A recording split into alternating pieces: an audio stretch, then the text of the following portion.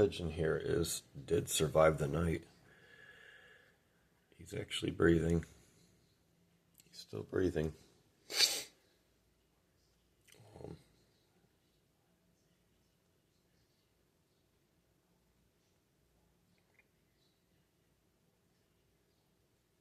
So I gave him some water with the syringe here, and he opened his mouth when I put the syringe by it and kind of dripped a little bit of water. He actually opened his mouth and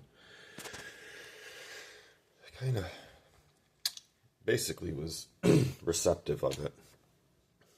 So I'm not sure what's going to happen. He doesn't look like he's in good shape. He looks like exactly the same as he was last night before I checked on him before I went to bed. But he's still alive, so I don't know.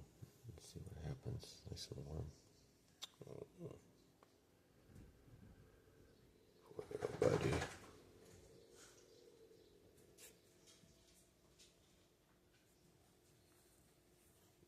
Focus, will you?